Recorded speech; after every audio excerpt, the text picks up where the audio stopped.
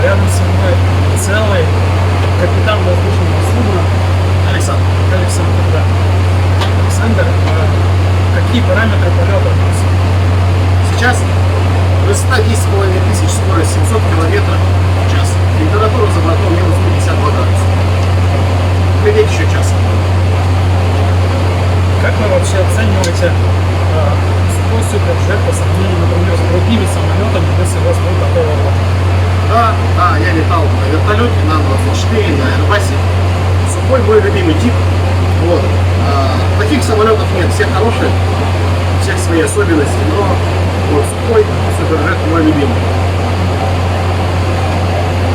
Мне кажется, что на взлете у этого самолета пониже уровень шума, чем в аэробусе. А мы летали с пониженным режимом, взлетали.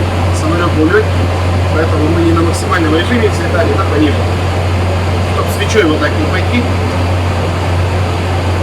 есть это какой-то плавный взлет получается. Ну да, комфорт. Все приходит с опытом. Мы пассажирам возим не дрова. Каким маршрутом вы возите? Вот, например, аэропорт Кольцово для вас является сейчас базовым, но только из него в основном или еще из других аэропортов. Москва, сейчас Челябинск открылся у нас, оттуда будут рейсы. Еще планируется Пермь, Калининград, много чего планируется, но сейчас это ЕКБ, это Москва и Челябинск. Как вообще пассажиры оценивают полет? Есть какая-то обратная связь? Я, честно говоря, не знаю, может хлопают, иногда нам говорят, хлопали, но разве что в Инстаграме авиакомпании кто-то что-то пишет. Иногда благодарности выражают бортпроводникам, но я, честно говоря, фидбэка никакого не ощущаю. Очень редко иногда мне пишут пассажиры, что они меня видели, споттеры, благодарят нам за то, что рукой помахал и всякое такое. Вы сами не являетесь блогером?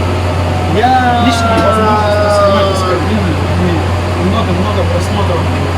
Вообще я как бы пропагандирую это, но я себя блогером не считаю, я делаю это для себя в свободное время, то есть у меня нет такого, что я каждый день пост выкладываю, стабильно готовлю там какую-то информацию. Есть настроение, выкладываю, нет настроения, не выкладываю. Но я стараюсь популяризировать. То есть канал на ютубе есть?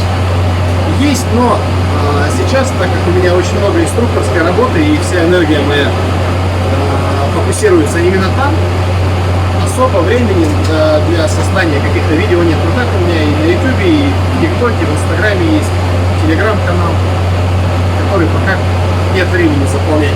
После лета, когда будет меньше работы. Я думаю, можно прорекламировать Друг друга. Да, пилот Ягнеш, ничего замысловатого. Если YouTube, тоже пилот Ягнеш. Если в Телеграме, то это путь пилота. И на Яндекс.Дзене есть статьи, немного, и они довольно уже устаревшие, но рано или поздно я вернусь к этому делу и буду наполнять контентом. Так, друзья, подписывайтесь на наши каналы по-любому. Ищите нас, мы открыты, пишите. Главное, да, любите небо, авиацию, вот, идите в пилоты, в стюардессы, в диспетчера. Здесь очень классно. Небо это просто нечто. Всем до встречи. Движение корректировки начала давай идти. А то расчетного родился 10 недель.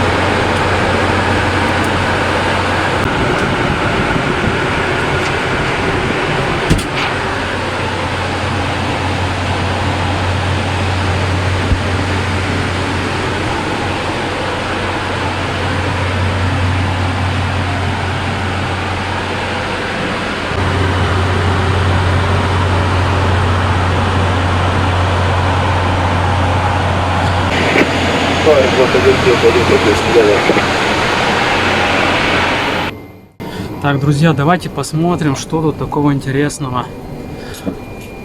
Так, вот дисплей, абсолютно вся информация полетная. Как у нас самолет летит, крен, тангаж, высота, скорость, здесь все есть. Вот здесь навигационный дисплей. Смотрим, куда летим, откуда летим, все видно. Двигатели. Все системы можем посмотреть, как что работает. Оставить температуру пассажирам побольше или поменьше, чтобы было комфортно. Все есть. Так работают двигатели. Это взлетный, это малый газ. Нажимаем на кнопочку автомата тяги, И вот так вот они сами гуляют и устанавливают нам нужную скорость, которую мы выставим. Вот это вот сайд-стик. БРУ, боковая ручка управления. Управление на этом самолете векторное. Мы, если хотим сделать крен, делаем. Отклоняем его в одну сторону, крен, допустим, хотим 10. Устанавливаем крен, ручку вот эту ставим нейтрально. Самолет сам держит этот крен 10 градусов. То есть мы задаем только вектор. Нужно снижаться, толкаем ее от себя, делаем какой-то тангаж. Опять ручку нейтрально, он сам все держит. Управление вектором вот такое. Это fly-by-wire называется управление. Изумительная вещь, просто удовольствие. Вот это самая важная кнопка автопилота. Как считают все абсолютно на планете, самолеты летают на автопилоте. Вот я только захожу в самолет, значит, вот так вот на эту кнопку нажимаем, делаю вот так. И остается только выйти из самолета, он все сделает сам. Как все думают, но это немножечко не так. Он просто будет выдерживать то, что мы ему зададим. Высота, скорость, курс, он просто выдерживает. Если сказать ему лететь в гору, он полетит в гору, в землю полетит в землю. Поэтому чуть-чуть иначе работает. Что еще рассказать? При сравнении с Боингом и Аэробусом также панель выглядит или отличается? На Боинге я не летал, на Airbus я не летал. На 90% сухой суперджет и Airbus идентичны. То есть тут есть еще дополнительные дисплейчики, где устанавливается высота, и это можно увидеть здесь. Философия управления такая же, что на Airbus, что на сухом. Вот, fly-by-wire управление. Ну и, собственно говоря, правила, философия, стратегия работы, она идентичная. На Боинге еще здесь вот есть штурвал, рогами его иногда называют. If it's no Boeing, I'm not going. Есть такое выражение. То есть управление идет вот этим джойстиком, Да, правильно? джойстик. Левой рукой здесь, правой рукой там. Это удобнее, чем вот этим штурвалом? Дело в том, что если есть, скажем так, мышление пилота, то это абсолютно без разницы. Хоть мышку дайте, я понимаю, как он летает. То есть я летал на Ан-24, я летал на вертолете, мне абсолютно без разницы. Вот, как управлять, скажем так, немного более анатомично это, потому что джойстиком я управляю одной рукой, второй рукой я могу управлять двигателем. Вот, когда полностью мануальное ручное управление, когда здесь штурвал, лично по мне, это только субъективное мнение, управлять одной рукой штурвалом, то есть ну, не совсем удобно и, скажем так, двигателем. То есть нужно держать, как рулем управлять, еще и управлять двигателями менее удобно, совсем чуть-чуть. Боингисты, не обижайтесь. Здесь анатомичнее. Мое субъективное мнение. В целом, как вам Суперджет? Скажем так, если сравнивать этот самолет в 2012-2013 году и сейчас, прорыв очень серьезный, как по обеспечению, по техобслуживанию, в целом по работе самолета очень сильно он улучшился. Ну, конечно, с тем же Airbus, с Boeing не сравнится, но у них чуть более богатая история и чуть более долгая, поэтому они смогли довести до ума, скажем так, отшлифовать все вот эти вот острые углы. Здесь это пока еще процесс шлифовки идет, самолет эксплуатируется не так уж и долго, поэтому маленькие казусы иногда случаются, но не категоричные и не критичные. Да, спасибо за экскурсию, очень было интересно. Я думаю, мне и моим подписчикам и новым зрителям спасибо авиакомпания Red Wings. Пожалуйста, летайте в нашей авиакомпании. Самолетов плохих нет, все самолеты хорошие. Не спрашивайте, что лучше. Все самолеты хорошие, плохие не летают. Минус 3700. Итого мы справлять будем 1600. 1600. Долить.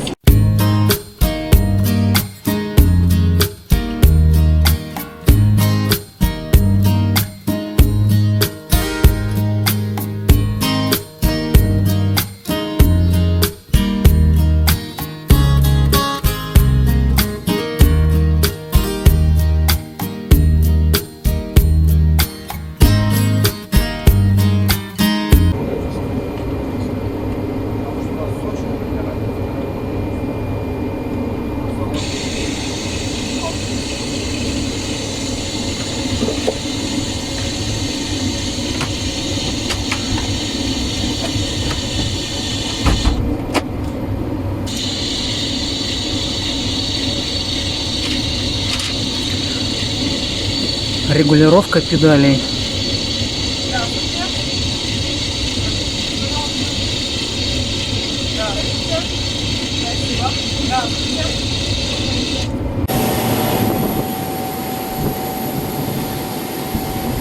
На что обращается внимание при осмотре самолета?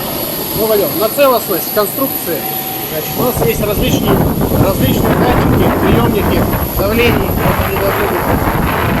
чисты, никаких лишних там, приемников, засорений нет. Вот это датчик угла, датчик, смотрим, его целый работает, датчик полных давлений, на их целостность, целость конструкции в целом, подтеки разных жидкостей, масла, системы выведения зимой вокруг без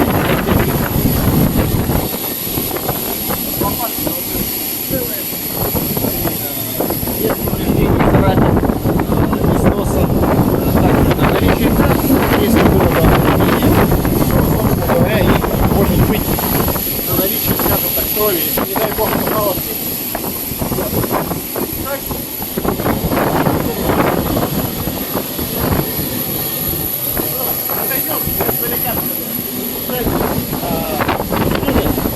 целые, без порезов, без проколов, без, скажем так, больших дыр, не видно порта.